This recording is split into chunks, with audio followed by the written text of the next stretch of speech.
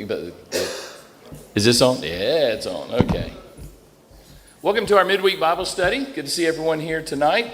Look forward to our time in our classes. But before we go to class, Brother Matthew Hayes is going to lead us in number 635. So if you want to go ahead and get your hymnals ready, and you're ready to sing, and then after we have joined in together in that song, Ethan Meadows is going to lead our minds in prayer to God before we are dismissed to our classes. So let's go ahead and turn it over to Brother Matthew.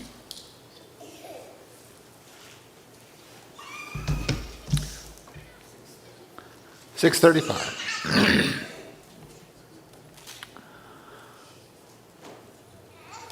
For God gave me his sin.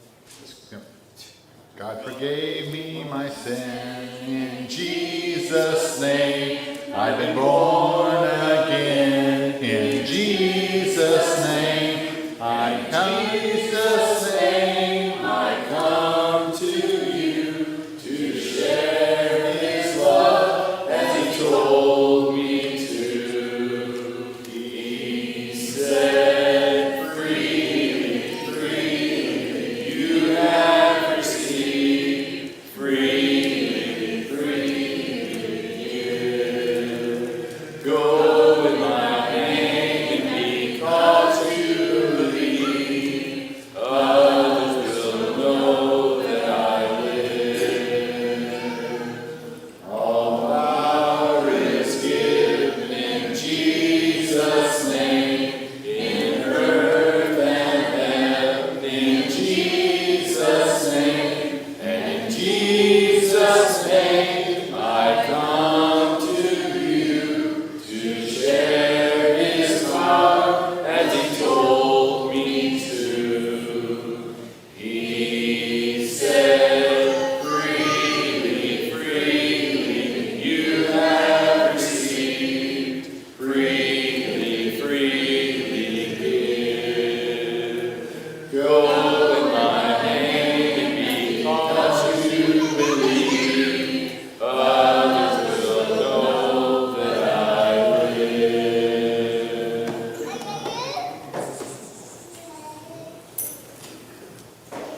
Bow with me. Dear Lord, thank you for this day, and thank you for everything you've given us.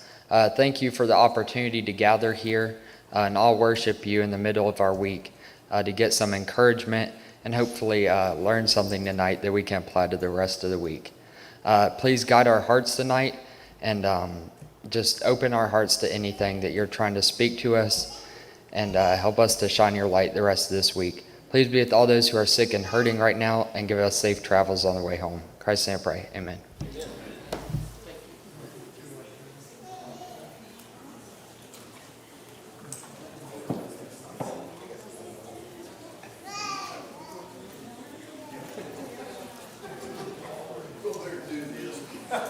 Good job.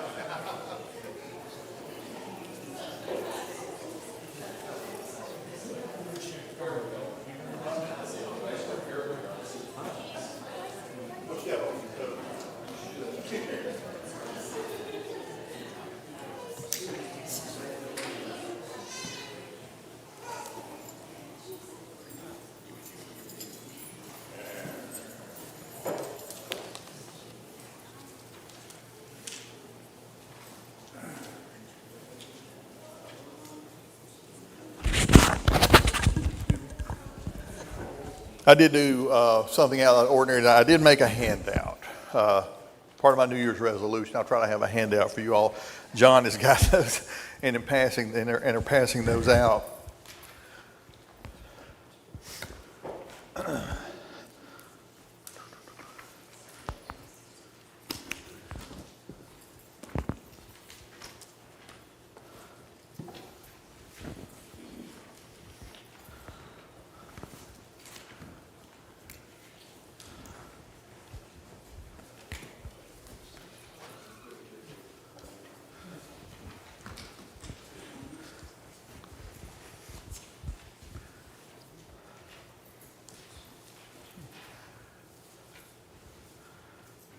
I was told last week that if I move over here that I'm off camera, so that may be good for those of you that are live streaming. It don't help you guys here in the auditorium, but I think that's why they moved the podium up, so I have to stay within my borders here. Tonight, we're going to continue our study in the parables. Tonight, we're going to talk about the parable of the talents. Again, this is probably one of the more widely known parables, especially to those of us who have spent the better part of our lives in the church, and is known well to most of the religious world too. So we're going to talk about the parable of the talents tonight, and probably spend a little bit less time doing background information as we've done the last couple of weeks, and maybe just look at some practical applications of it. Of course, we'll study the parable in and of itself, and then we'll make some application to us. So we'll be over in Matthew chapter 25 when we get started. So I'll go ahead and solve the mystery, give you the punchline. It's personal. It's personal. And what we're going to talk about tonight is we go through the parable of the talents, and we're going to look at the application and how it is. Much like last week when we talked about the Good Samaritan, it comes down to what we do as individuals. And it comes to a little more pointed discussion study tonight on our individual responsibility. So it is personal. So let's go ahead and if you're already in Matthew 25, let's read. I'll begin. Let's see, beginning in verse 14 of Matthew chapter 25. For the kingdom of heaven is like a man traveling to a far country, who called his own servants and delivered his goods to them. And to one he gave 5 talents, to another 2, and to another 1, to each according to his own ability. And immediately he went on a journey. Then he who received the 5 talents went and traded with them and made another 5 talents. Likewise, he who had received 2 gained 2 more also. But he who had received 1 went and dug in the ground and hid his Lord's money. After a long time, the Lord of those servants came and settled accounts with them. So he who had received the 5 talents came and brought 5 other talents, saying, Lord, you delivered to me 5 talents. Look, I have gained 5 more talents besides them. His Lord said to him, well done, good and faithful servant. You were faithful over a few things. I will make you a ruler over many things. Enter into the joy of your Lord. He also, who had received 2 talents, came and said, Lord, you delivered to me 2 talents, and look, I have gained 2 more talents besides them. And his Lord said to him, well done, good and faithful servant. You have been faithful over a few things. I will make you ruler over many things. Enter into the joy of your Lord. Then he who had received the 1 talent came and said, Lord, I knew you to be a hard man, reaping where you had not sown, and gathering where you had not scattered seed. And I was afraid, and I went and hid your talent in the ground. Look, there you have what is yours. But his Lord answered and said to him, you wicked and lazy servant, you knew that I reap where I have not sown, and gather where I have not scattered seed. So you ought to have deposited my money with the bankers, and my coming I should have received back my own with interest. Therefore take the talent from him and give it to him who has 10 talents. For to everyone who has, more will be given, and he will have abundance. But from him who does not have, even what he has will be taken away. And cast the unprofitable servant into the outer darkness. There will be weeping and gnashing of teeth. Now, if you're looking, if you read back into Matthew 24, you can see that there's a theme there. There is a theme about being prepared. We talk about the destruction of Jerusalem. We're also talking about the end of time. And then we talk about in verse 36 of Matthew 24, talking about again, no one knows the day and the hour that the Lord will come back. In the beginning of chapter 25, we have the wise and foolish virgins, which will be a study for us a little bit later. But again, the theme of that parable is being prepared. And then we go into the parable of the talents. Now, I think it's coincident here that our English word talent is related to this parable. But in this particular case, note that what the Lord, the master, the traveler gave his servants was a sum of money. It was a sum of money to be managed. Although our term, or our word, English word talent has to do with our abilities, we're talking about money that these individuals were given. A talent, 10 talents, 5 talents, 10 talents, 2 talents, 5, 2, and 1. A talent. If you Google it, there's a wide range of stuff. But I think most people came to the understanding that 1 talent was 600 denarii, 1 denarii equal a day's wage. So you think about it, even the guy that just got 1 talent possibly got 6,000 days' wages. Then you look at the 2 talent, you look at the 5 talent. So it's no small sum of money. There's one site that said it may have been, 1 talent may have been 20 years worth of wages. So anyway, it's no small sum of money. So let's talk about the distribution of them. All right, we just read through it. One man, of course, with the Jesus likens the kingdom to the man traveling. So he gave 1 5 talents, 2 and 1. How did he distribute them? Based on the story, it seems to me that he put talents in the hands that he felt most capable. I think you're right. I think it generally says according to their ability. So obviously he had, go ahead. He knew about their abilities, knew about what they would do, their capabilities, and I think one of the things, and again, we'll come back to this in a little bit and talk about it throughout the story, but I think the glaring thing right there is these 3 servants were not equal in their ability. Now, as we'll talk about too, the 1 talent man was not bad because he was a 1 talent man, as we'll talk to as we get into the story. But what happened is he gave it to them, and as we talk about, that at least 2 of the servants put the money to use, put the talents to use. They doubled it. It said he received the 5 talents, went and traded them, and made another 5, and the 2 talent man did the same thing. But what did the 1 talent man do? If you want to give him credit for doing something, he hit it. But actually, he did nothing. He did nothing with what was given to him or what he was given to be a steward over. And then there comes the day of reckoning. And we're going to apply all this to us here in just a little bit. It says, after a long time, the Lord of those servants came and settled accounts with them. 1 servant gained 5 additional talents. Each of these men keeping with their own ability. Obviously, the 5 talent man was a 5 talent man because he could earn 5 more. The 2 talent, maybe not quite the talent or quite the ability, but he was able to use what he had to the fullest and gain 2. But the talent man didn't fare well. And he said, reporting to his master, said, Lord, I knew you to be a hard man, reaping where you have not sown, gathering where you have not scattered seed, and so forth.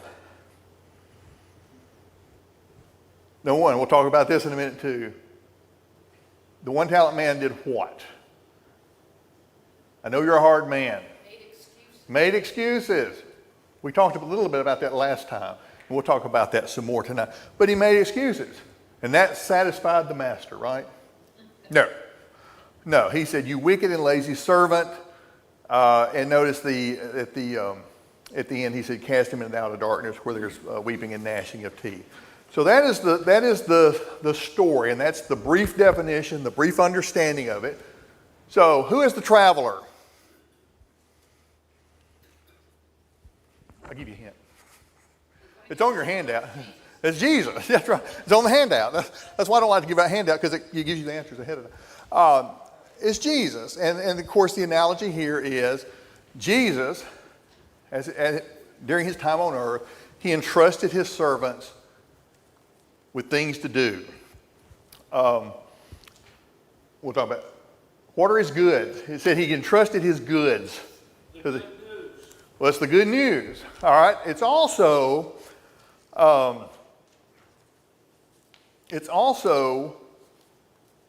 our responsibility. The goods that Jesus gives to us, the goods that he gave to his servants back then, is the responsibility to serve in the kingdom, to do what we're supposed to do. We talked about last week, if you love me, keep my commandments. So there's a lot of those to do, but that's what's being said here. It is our obligation. We're given goods. We're given things here. We're entrusted with things here. We're stewards here of what God has given us, and we're supposed to put those to work. Now, so the responsibility given us is to be faithful. It's faithfulness, and what all that entails. That entails serving God. That entails trying to reach and teach the lost, loving our neighbors as ourselves, loving God with all our heart, soul, and mind. Does God expect perfection? No. God expects faithfulness. What's the difference between the two? Go ahead. You got your hand up, Matthew. Go ahead. I wouldn't say that he expects perfection, but I think that he expects us to do our best. Exactly. Go ahead. I don't think he judges us on the outcome. He judges us on the fact that we use our talent. Exactly. And actually Exactly. follow through and do, Yeah. walk the walk. Right. I heard a very well-known gospel preacher back when I was younger. Back when I was younger is a long time ago now. It used to be not as long. But he said, if you ask my wife, and I don't know how many, they've been married, 50 plus years at the time. If you ask my wife if I have been perfect, she will tell you no. But if you ask her if I have been faithful, she will say yes.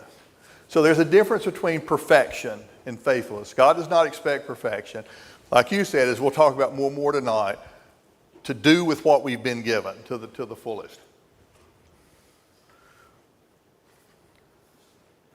Turn over to Matthew chapter 10. We're in Matthew. Let's go back and look at a couple of, or at least a passage. Matthew 10,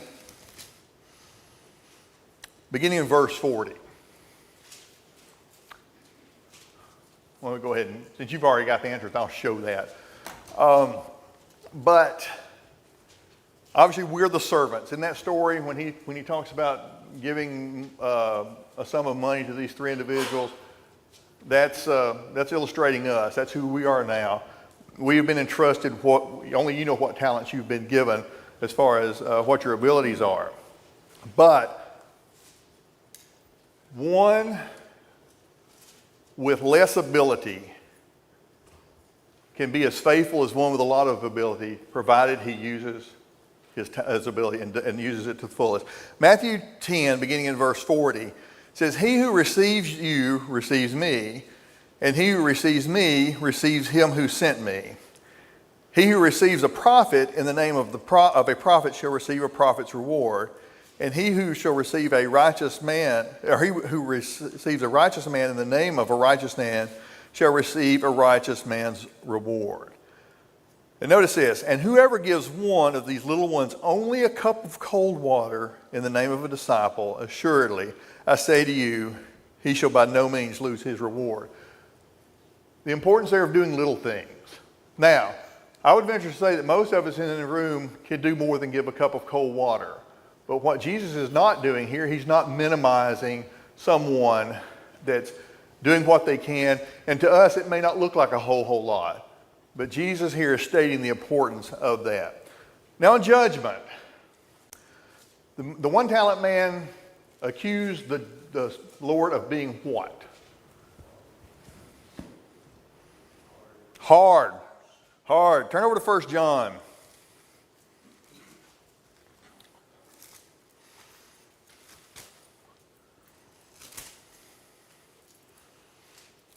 1 John 5.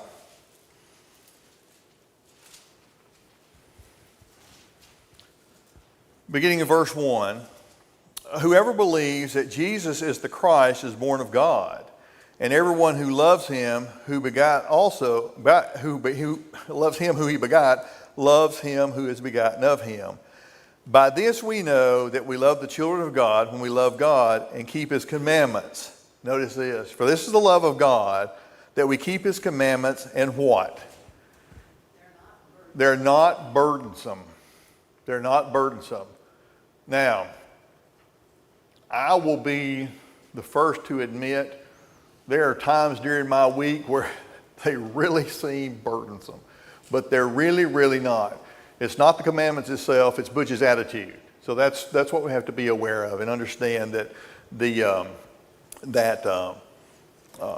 God is not hard. I think one translation says his commandments not grievous. So if we keep those commandments, obey those commandments and keep those commandments, then we're doing what God expects of us. All right, so the day of judgment, what kind of day is that going to be? Depends on where you're standing. It really depends on where you're standing. The faithful servants of the Lord will be welcomed into heaven. The ones that were wicked, lazy, unprofitable, they're over here, they're cast into outer darkness.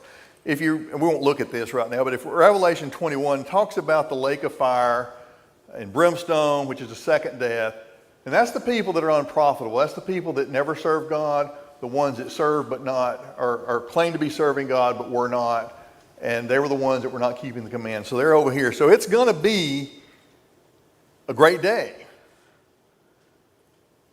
And hopefully it's a great day for us. Let's all turn over to James chapter 4. And I think this is very, very important. James 4, verse 17. We read, therefore, to him who knows to do good and does not do it, what? To him it is sin. I heard this, I guess, as I was growing up, is you've got sins of commission and you've got sins of omission. Okay? So again, I think the idea of the talents has this idea of omission, because the one talent man didn't do anything. He knew to do good, but he did not. And that applies to us today a lot. What's a good sin of omission? Not a good one. What's a good example of a sin of omission?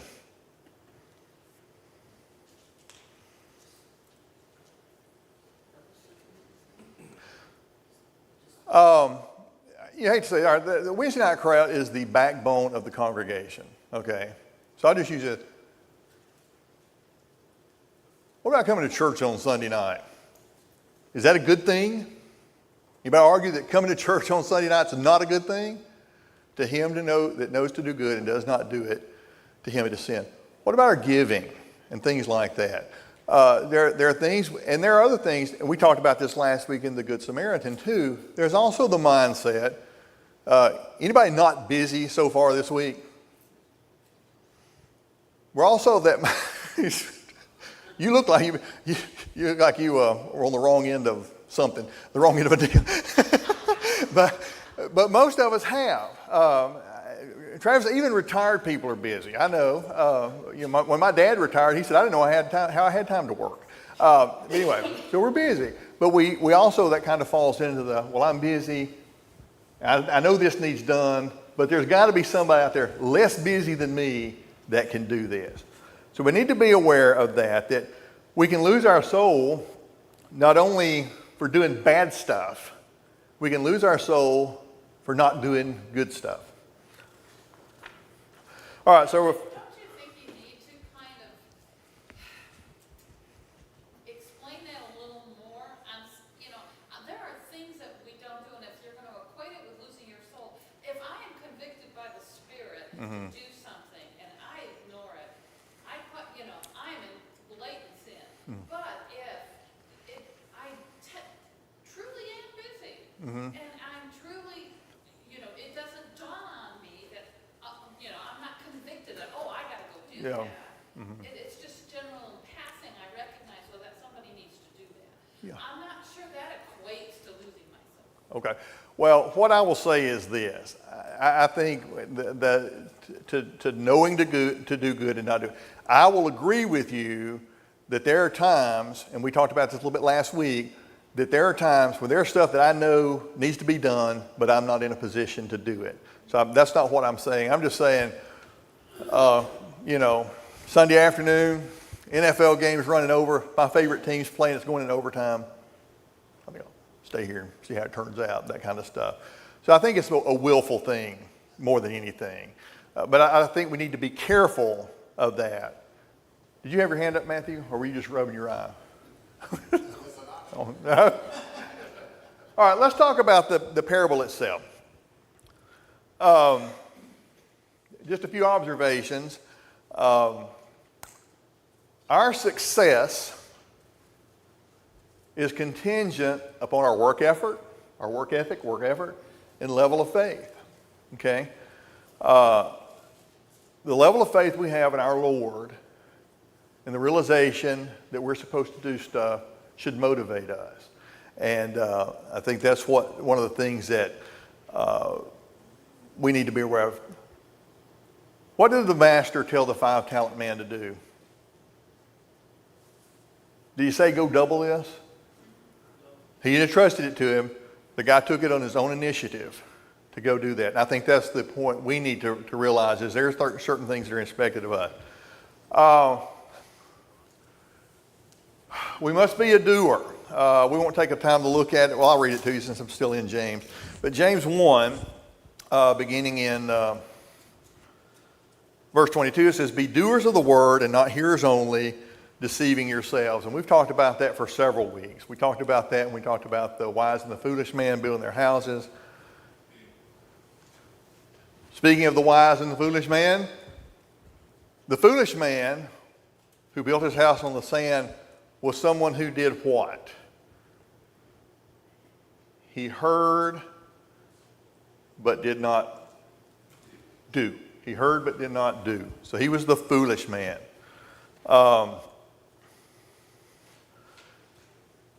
Matthew 7:21.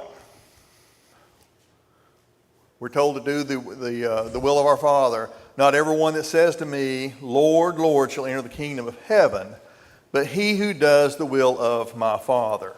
When we were talking last week about the Good Samaritan and the guy, the lawyer that was asking him, what shall I do? We talked about emphasizing on do this, do that. What must I do? You need to do this, and you need to go do likewise based on the parable.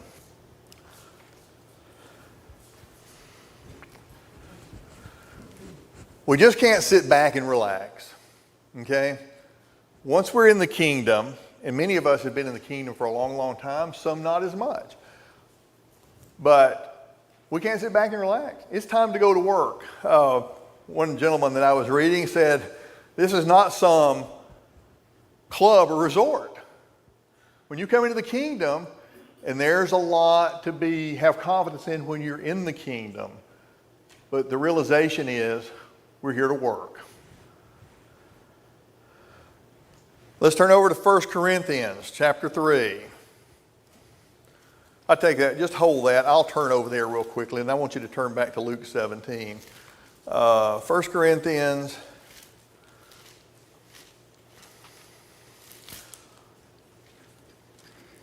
chapter 3. Then we'll read a few verses to you. Beginning in verse 10. According to the grace of God, which was given to me as a wise master builder, I have laid foundation and another builds on it. But let each one take heed how he builds, for no other foundation can anyone lay that which is laid in Jesus Christ.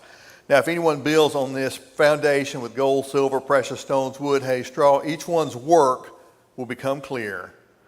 For the day will declare it, and because it will be revealed by fire, and the fire will be a test of each one's work. Again, the individual expectation to work. Now, Luke 17 and 10.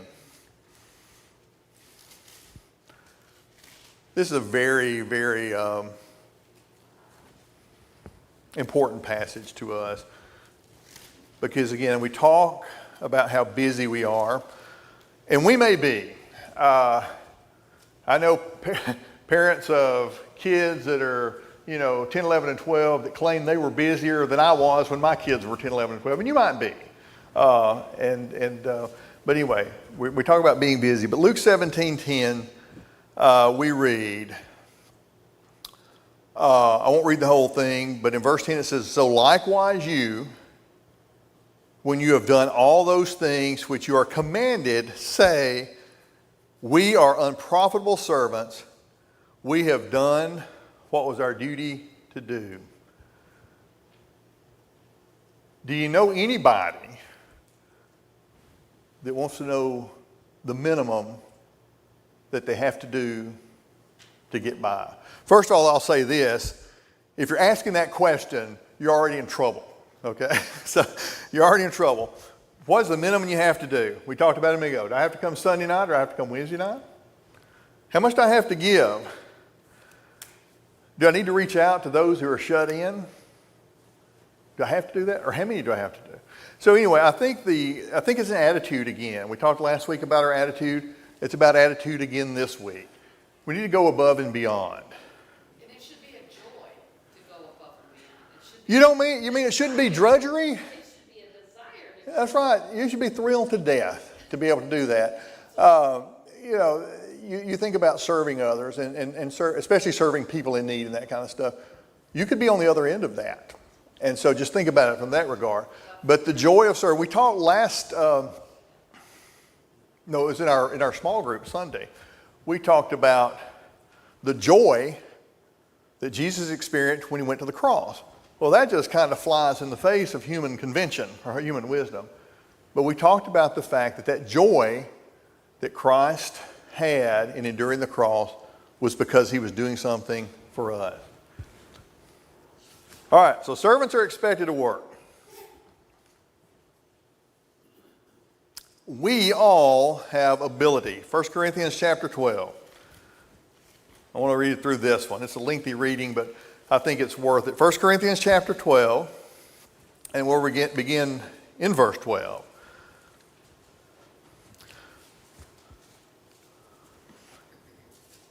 "For as the body is one and has many members, but all the members of that body, being many, are one body, so also is Christ. For by one Spirit we were all baptized into one body, whether Jews or Greeks, whether slaves or free, and have all been made to drink into one Spirit.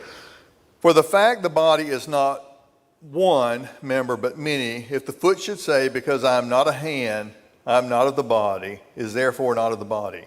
And the ear should say, because I'm not an eye, I'm not of the body, is it therefore not of the body? And if the whole body were an eye, where would the hearing be? If the whole body were hearing, where would the smelling? But now God has set the members, each one of them, in the body just as he pleased. And if they were all one member, what would the body be?"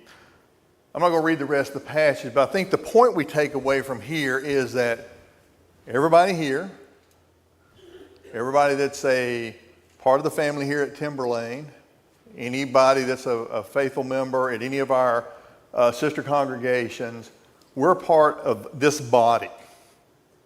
This body, okay? If you're not here, part of the body's missing, okay? Part of the body is missing. So we're not whole unless we're here. We're not whole unless we're all working together. So let's think about that.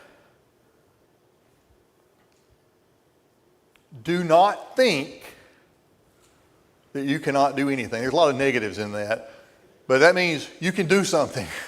You can do something. Really, really important.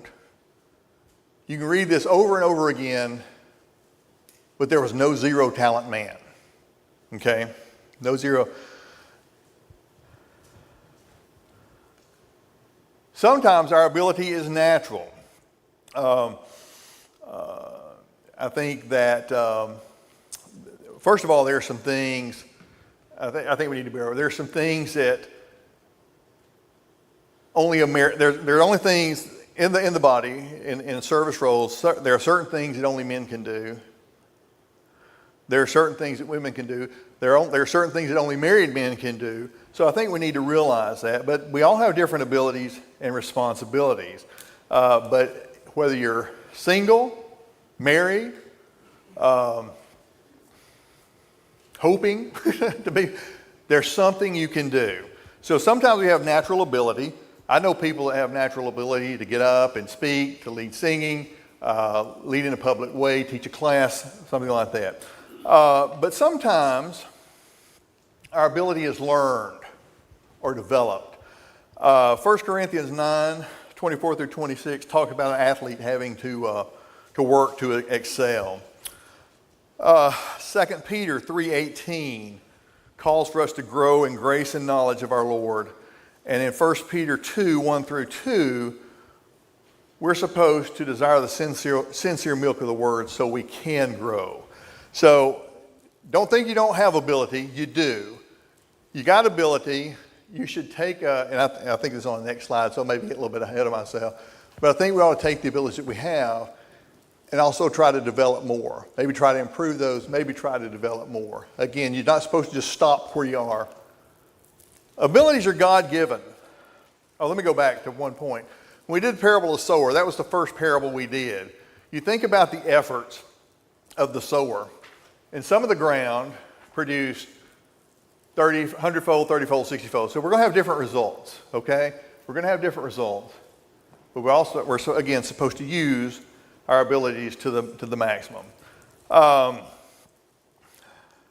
Romans 12.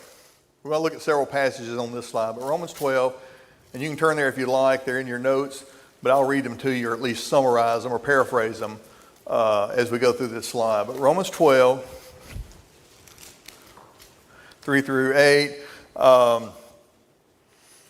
it's similar to the sentiment that we just read in Corinthians. For I say, through the grace given me to everyone who is among you, not to think himself more highly than he ought to think, but to think soberly as God has dealt to each one measure of faith. For we, having many members in one body, but the members do not have the same function. So we're many members. We have different functions. Timothy, we won't flip over there, but 1 Timothy 6, 17 through 19. First of all, he's talking about, he's admonishing the rich people there. But he goes on to say, he's not necessarily chastising them for their riches. He's admonishing them what to do with that. But he said it's more important that you be rich in good works.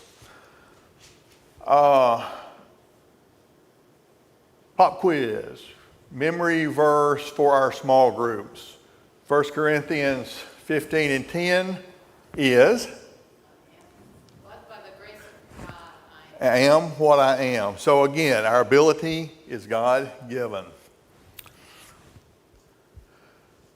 I'll go ahead and throw these last two up. I think the other thing we need to realize is, again, our abilities are God-given. You have some abilities that I don't have. I might have some that you don't have.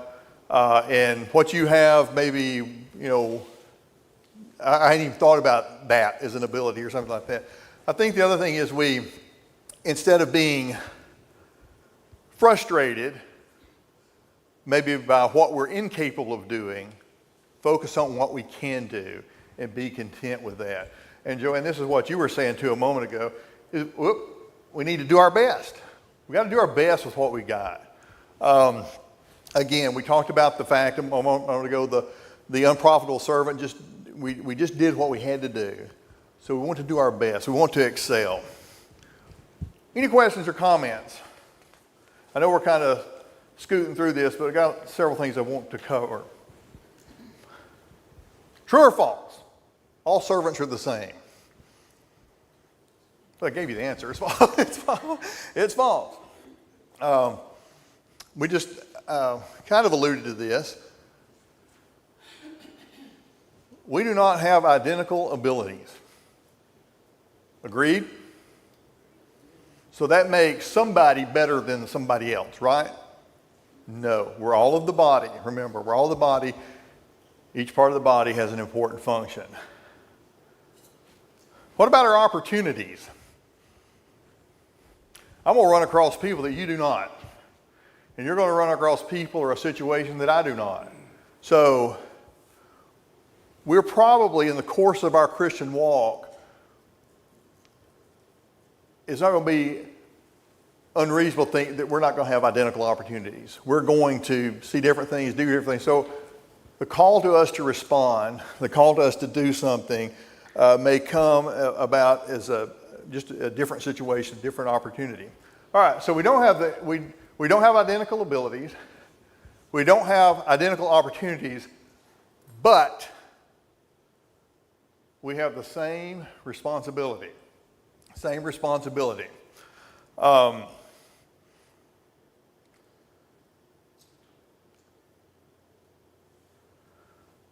We've already alluded to this. I may not have a talent that another individual in here has, but I need to try to develop that. We need to try to develop things, try new things. We're going to talk about taking risk in just a moment, but we need to be able to do that. We should not minimize our ability. We should not minimize it. We got to realize that, we talked about the passage over in Matthew 10 just a moment ago about the individual that gives a cup of cold water. That don't seem like a lot, but they made the most of the opportunity. So let's don't minimize our ability. And we don't need to compare. The passage we read in 1 Corinthians a moment ago kind of took that theme a little bit, talking about is the eye more important than the ear? The hand more important than the foot, that kind of thing. We're all important, so we should not try to compare abilities. First of all, this is extra, don't cost you anything additional. We're not going to be judged against one another. There's no curve. I don't have to try to beat somebody there. It's not like the camper's getting chased by the bear. He says, you can't outrun him. So I don't have to, I just got to outrun you. But I think what we need to realize is that we're all judged on the same grade. Some will exceed that, some will not. So don't compare abilities. Don't be envious of somebody that has an ability greater than you. Don't think less of your abilities because you don't think it's as important as somebody else's. And if we think highly of ourselves, Proverbs cautions us about pride going before destruction and a haughty spirit before a fall. So we're not all the same, but we have the same responsibility to do with what God has given us. Butch, before you go on, it almost seems as though the reward for using your talents is that you will be given more opportunity to use more talents. Yeah, well, and the 5 talent man's a good example of that. He did what he was, he did more. Well, he doubled his money. He did something that probably most of us wouldn't have thought to do. And at the end of the day, although he's rewarded with the rest, the eternal rest, he was also given the talent from the 1 talent guy. Like you said, I agree with you, Jimmy. It's like if we do and we exercise our talents and we make the most of them, then I think more will be given. You got your hand up? Well, I was going to say, and I think you touched on it too, that we need to make sure, because we're human, we tend to look at people with talents other than we have, and we look down on our own talents, but we also elevate other people because of their talents. And God sees everyone as equal Right. in value. Right. He gives each of us different jobs and responsibilities and talents, but He doesn't measure us by that. He Yeah. measures us by our intrinsic value. Yeah. Again, we've been given a certain ability. Again, there's nothing wrong. As a matter of fact, we should try to gain others and improve the ones we have. But you're right. Like I said, if certain has a particular skill or ability, and I always kind of fall back to maybe a leadership role in worship service or something like that. I mean, there's probably 6, 8, 10 guys here that lead singing on a regular basis, and that's good. It's great that we have that here. but that's not any more important than other duties that we have as a Christian. All right. Serving Christ sometimes means taking risks. I'll let you answer true or false first, and I'll explain it. True or false? True. I will say this, and I think I want to look at this from a human perspective. Serving Christ, if we're serving Christ faithfully, then regardless of what happens to us, if we stay faithful or serving faithful, there is no risk, okay? Regardless of what happens to us in this life. But from a human perspective, there are some risks. Did the 5 and 2 talent man take some risk? If you invest your money, and this was not their money, it was a steward, but if you invest money, is it guaranteed you're going to make money? No. So again, there is some risk. I don't want to make that sound too alarming, but from a secular standpoint, there is a risk that these guys did. They put their money to use. Now, did they do the best? We got to assume that they did. They were successful. Go ahead. One talent man also took a risk. Yes. He did, exactly. He took as much a risk, Mm-hmm. not more. Yeah. Right. At the end of the day, it didn't work out as well for him. Same goes for investments. Exactly. We need to develop wisdom to make good decisions, okay? I think that's one of the things we've got to learn, is that you just can't go off blind. I think a term I heard a lot in Texas, but you can't just go off willy-nilly. You got to have some wisdom behind what you're doing. And I think it's evident that the 5 and the 2 talent man probably exercised some wisdom. And James tells us how to get wisdom, by the way. If you want, go read James chapter 1 if you want to know how to do that. But I would say this: that the two servants went out on a limb by some accounts. They might not have been as well received had they not been successful.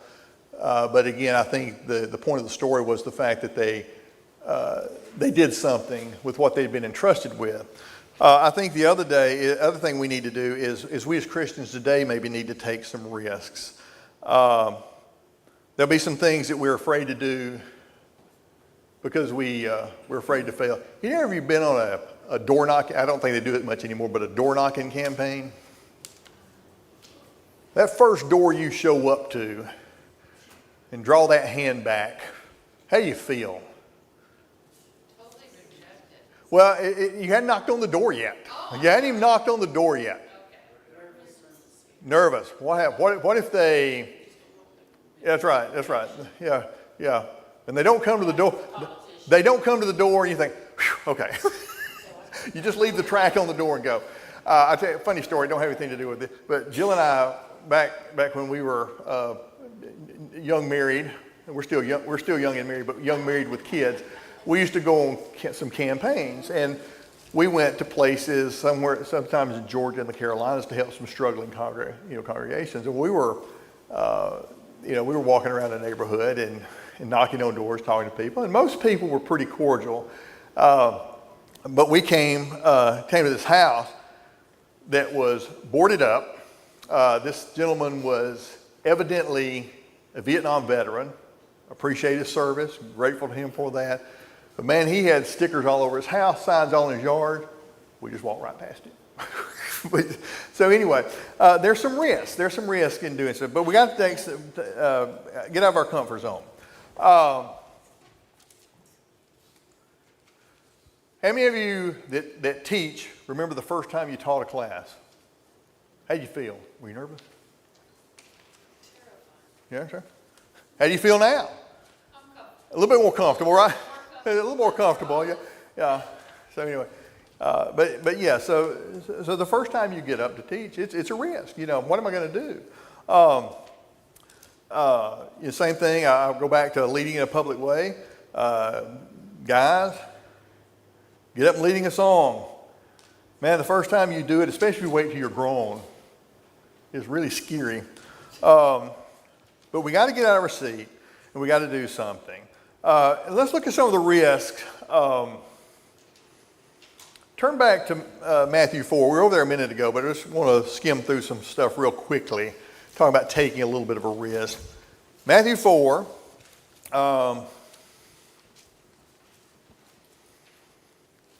Oops, 4, not 5.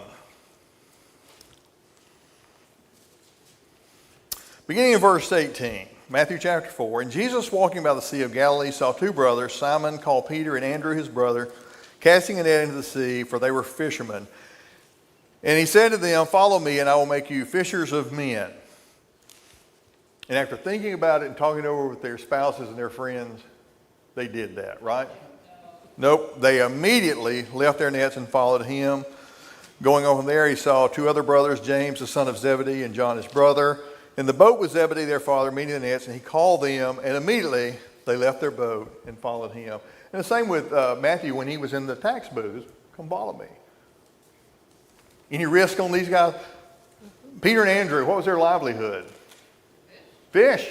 Okay. Same with the Zebedee and his son. Stop what you're doing and come follow me. And they did. So there was some risk on their part. I need to develop a strong faith in order to take some risk. Most of us don't like to get out of our comfort zone. I'm all about my comfort zone. But sometimes you just got to push yourself out of it. Okay?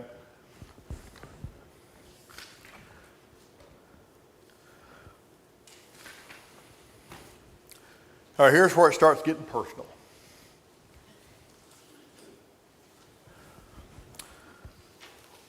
Somebody turn to 2 Corinthians chapter 5. Last couple of weeks I've been coughing. I hadn't been as bad tonight, but Nancy told me I need to get some other folks to read if I was going to cough. So I'm going to do it before I cough. But 2 Corinthians chapter 5. Somebody read verses 10 and 11.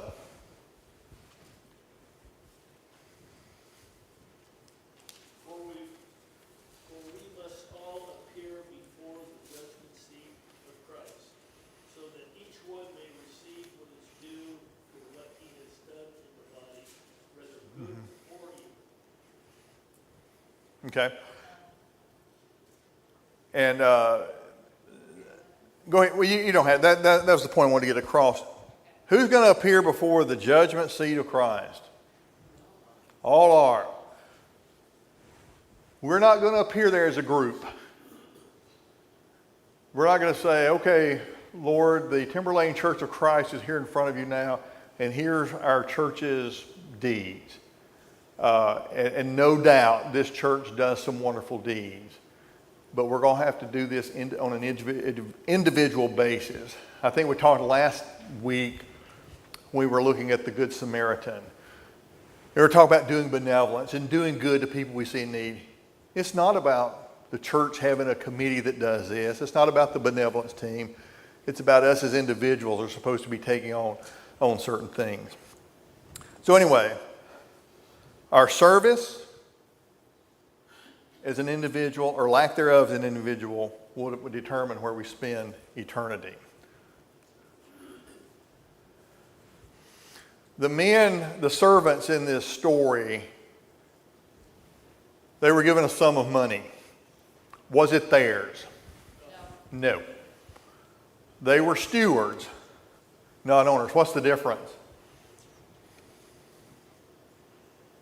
They were left. Sir? They were left with the management. Yeah. I would almost say it's a more daunting responsibility to be a steward of someone's stuff than actually own it. Because if you own it, and technically we don't own anything. Now, we talk about the car we own, the house we own, and the clothes we own and stuff like that. But technically, we don't own anything. But if it's our stuff and something happens to it, then we either did something wrong, weren't taking care, or we're just a victim of a bad circumstance. But if you're a steward, then you're looking out for the affairs, in this case, the finances, of probably a pretty wealthy individual, and you're responsible for that. So although we're not owners, we're responsible. And looking at the parable of the talents, when you think about this man, this Lord entrusted these individuals with that, Jesus has entrusted us with being faithful to Him, serving Him, spreading His kingdom. So although we're not owners of the kingdom, we're stewards of what God has given us, the intelligence, the financial resources to carry out that responsibility. Now, in this particular parable, we already made the observation that we're not going to have the same opportunities. But in this case, they did. They did have the same opportunity, and thus were held accountable based on that same opportunity. Anybody ever heard the expression, it's amazing what can get done when it don't matter who gets the credit? I think the same works within spiritually. If we're not seeking the limelight, and we know the religious leaders in New Testament times, they were actually seeking that. They were looking for the praise of men. We should not seek the limelight. Again, it goes back to comparing our abilities to others. We don't need to be begrudging somebody because they appear to be more talented than we are. So we need to just serve only to our ability. Serve only to our ability. Then, we got a couple more slides in about 5 minutes, so we'll no excuses. We talked last time, is there ever a good excuse? No. I think I told you, I didn't copyright this or anything, but I always was, there's reasons and there's excuses. The one talent man tried to blame the master. You're a hard man. And we know that that's not the case in reality when we're serving God. On the judgment scene, Jesus tells the sheep, you saw me hungry, you fed me, you saw me naked, you clothed me, etc., etc. To the goats, you saw me this, you saw me that, you did not do. And they said, well, when did we see you like that? Again, trying to push the blame back the other way. Remember Adam's comment in Genesis 3:12. Did you eat the fruit, Adam? What did he say? This woman. But you gave me. Your fault. You gave me. Anyway, and the parable of the Great Supper, which we'll probably talk about sometime this quarter, is we're talking about this great feast that was prepared, and then the individuals were invited to begin to make excuses. And as we'll see when we get to that one, they're pretty flimsy excuses. But again, that's human nature. It's human nature. I would say this, that in culture today,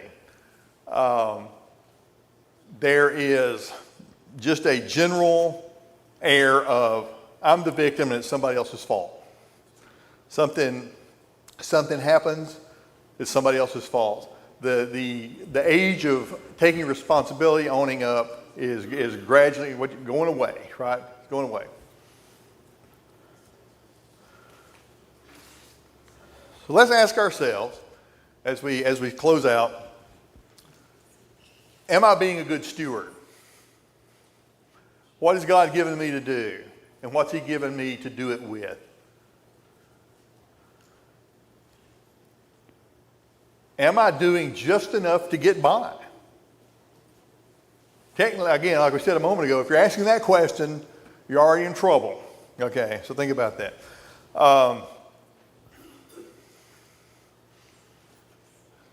Am I developing my talents? Okay? Hey, I've got these 2-3 things that I do, and that's all I'm going to do. And again, we need to develop our talents.